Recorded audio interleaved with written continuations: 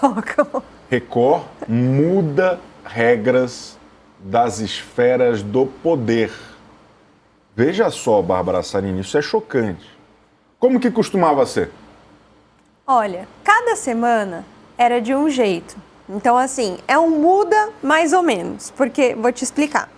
Era sempre na sorte, então o que pega é isso, não foi uma questão só de sorte, mas cada semana era de um jeito. Então, sempre no final do Quebra-Power, os casais pegam envelopes. Exato. Então, às vezes era assim, eu pegava o envelope e falava, apresentei alguém com a esfera do poder, como foi o caso em que a Silvia e o André pegaram e deram para a Carol e para o Radamés. Já teve caso em que a pessoa pegava o envelope e lá estava escrito, você é o dono da esfera. Então, cada semana era de um jeito, mas geralmente ali envolvendo os envelopes. O cara podia pegar, tinha que escolher entre um envelope.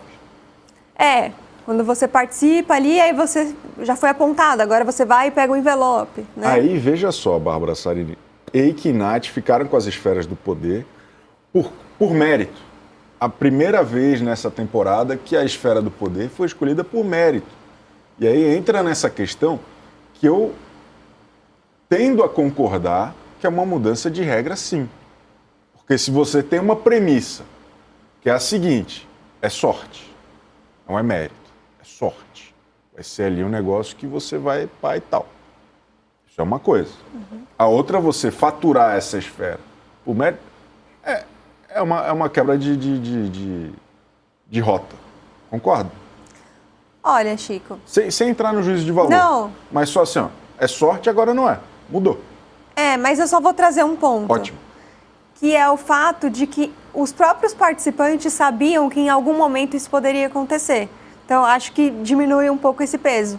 Porque na semana passada, por exemplo, eu lembro que a Adriana e o Domini iam chamar a Cris e o Cadu e não chamaram. E depois, numa conversa entre eles, falaram, a gente não chamou porque ficamos com receio do mais apontado ficar com as esferas. E acabou não sendo. Antes desse último Quebra-Power, a Carol teve uma conversa com seus aliados em que eles cogitaram, né, a possibilidade deles ficarem se atacando ali para que a esfera do poder ficasse entre o próprio grupo.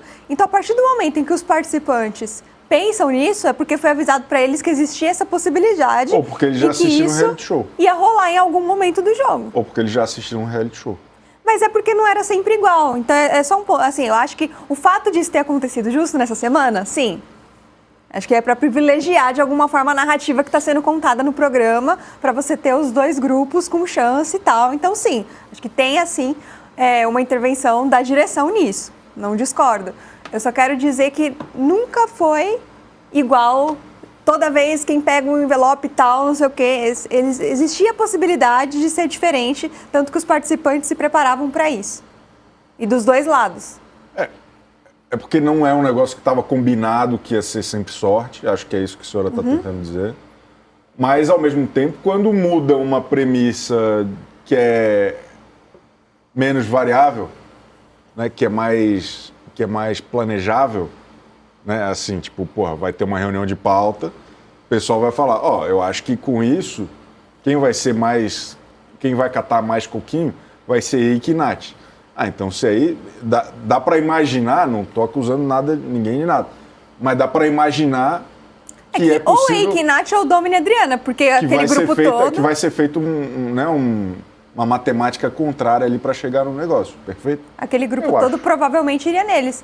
Agora é o que eu tô falando. Antes desse Quebra-Power, rolou uma conversa em que a Carol e o grupo dela cogitou ali, acho que foi até, surgiu do André, para ser justa. Foi o André primeiro que falou isso, de que, e se a gente se apontar aqui nós mesmos e tal? A Carol gostou e falou, se a esfera do poder ficar com quem for mais apontado, fica aqui. Então é isso, assim, acho que era uma possibilidade cogitada pelos participantes, né? Mas continuo achando também que o fato disso ter acontecido justamente nessa semana é para você reforçar uma narrativa de grupos. Acho que não é interessante nem para a direção do programa que acabe um grupo inteiro e fique só um. O jogo tem que estar disputado. E aí entra a minha defesa da TV autoral produzida por Rodrigo Carelli na Record. Eu estive lendo este ótimo livro de um pensador chamado Byung-Chul Han, chamado A Crise da Narração, que fala sobre os tempos em que vivemos, sobre esses tempos de excesso de informação em que o fato se sobrepõe à magia do mundo. E eu apoio um reality show autoral que promove uma construção de história em benefício não de participantes, mas do público. Do público que sorverá desta maneira a magia do mundo, que anda em falta. Estamos soterrados de fatos, de informações, de notícias. E onde está aquela pulsante alegria de viver o mistério? Eu sou o maior defensor daquela premissa, daquela ideia do Carelli de não mostrar mais o percentual de cada eliminação, só de quem sai, do resto não. Justamente porque mantém esse jogo de sombra e luz que eu acho tão importante para o entretenimento. Posso ler? Claro. Narrar é um jogo de luz e sombra, do visível e invisível, da proximidade e distância. A transparência aniquila essa tensão dialética que está na base de toda a narração. O desencantamento digital do mundo vai muito além do desencantamento que Max Weber atribui à racionalização por meio da ciência. O desencanto de hoje remonta à informatização do mundo. A transparência é a nova fórmula para o desencantamento. Ela desencanta o mundo ao dissolvê-lo em dados e informações. Parabéns, Rodrigo Carelli, por mais iniciativas como a sua, uma TV autoral. O que eu mais gostei foi eu apoio, né? Muito bom, Chico Barney. É bom esse livro, viu? É bom. Gostei. A crise da narração. É o mesmo cara da Sociedade do Cansaço, que é como eu me sinto também.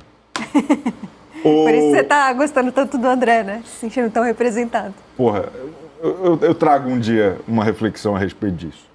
Ô, Bárbara, então foi isso. Eu acho que é melhor assim. Eu sou a favor da manutenção dessas pessoas? Não. Prefiro que todos sejam eliminados. Mas, ao mesmo tempo, acho que o programa precisa estar preocupado com isso. É. E até, para ser justa aqui, porque eu estava nessa dúvida e aí o Mark aqui falou no nosso chat e eu falei, acho que é isso mesmo. Ele disse, nas primeiras semanas eram por mérito também. Depois começou a ser sorte. Aí, nessa semana, voltou a ser mérito. Então, acho que eles viram que estava previsível demais. E aí, para não ter essa combinação de vamos atacar a tal pessoa para que ela fique com a esfera do poder, virou sorte e agora foram pegos de surpresa de novo. Acho que os participantes têm que ser pegos na surpresa sempre. É o mais legal. Eu também acho. Não ficar óbvio. Né? Assim como o público. Na verdade, todos nós precisamos ser pegos de surpresa. Aí, por exemplo, na próxima semana, eu já acho que não cabe a questão de quem foi mais apontado. Já gastaram essa? Precisa pensar em outra coisa. Concordo. Ó, a Lu Faustini falou, o Chico criticou tanto o Diogo e agora tá fazendo sarau às 10h30 da manhã. Ô, Letícia Parron, a gente consegue botar os superchats que já mandaram para ver se a gente empolga a nossa audiência. Deixa eu ver aqui. Vanessa Nascimento. Chico, manda um beijo para os meus filhos Noah e Anthony. O Noah te chama de careca. Beijo pra você. Alô, Noah. Alô, Anthony. Estamos juntos, hein? Vocês vão ficar careca também, não. Ri do careca, não. Que mais? Andréa Leite. Não engula o André, que entrou 1000 vezes na fila dos machistas e hipócritas. Silvia é marrenta, mas é submissa sim. Gosto só da Silvia. Gosto do Eike. Boa, boa. Essa relação deles eu acho curiosa, mano. Dele se comportar como um incapaz, que ele não é, mas ele deixa de fazer as coisas para ela resolver. E acho que ela também já está muito acostumada, que até na dinâmica do catar coquinho, ele foi pegar e ela falou não. E aí ela mesma pegou todos os coquinhos, sabe? Que mais? Andréa Leite, aonde a fraude de um reality é normal, fraude não pode ser nunca normal.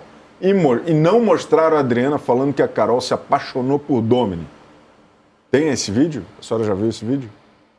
Eu já vi falando, mas eu acho que eu nunca cliquei no vídeo. Na verdade, essa história de paixão da Adriana ali já envolveu não só a Carol, né? Tem outras pessoas também. Tem muita gente apaixonada pelo Domini. Ela coloca tudo nessa esfera, né? É a esfera do poder? Essa é a esfera da sedução do Domini. O que seria o contrário desse poder, né? Acho que seria isso. Mas é porque também são muitos assuntos e a edição é atrasada. Então, quem sabe, tendo poucas coisas de convivência para mostrar na edição de hoje, isso é mostrado, né? Porque a gente tem que pensar sempre que a edição do programa é atrasada. Então, talvez isso ainda venha à tona. De repente, com algum VAR, alguma coisa, né? Vamos ver, né? Vamos ver. Que mais? Regina Ferreira. Damini, perseguido pela Record, pelos participantes, com vetos por alguns jornalistas. Verdade ou mentira? Meu Deus do céu. Ele é tão bonzinho, o Domini, né? Eu acho que lá dentro existe uma falta de estratégia, de saber, por exemplo, que ele já foi vetado 3 vezes de uma prova de casais, então poderiam não colocar a terceira vez, ele está indo direto para a DR, poderiam mudar a rota. Alimenta essa percepção. Mas não que não justifique pelas atitudes dele na casa, só acho que estrategicamente poderiam fazer diferente. E sobre os jornalistas e comentaristas, a gente está aqui para falar do que acontece na casa. Então, muita gente entende como uma perseguição, mas é simplesmente falar o que está acontecendo lá, né? É verdade. Eu persigo. Não, tô brincando. Nós vamos girar o globo. Você que está assistindo no canal UOL, nós vamos girar o globo rapidinho. Voltamos já já.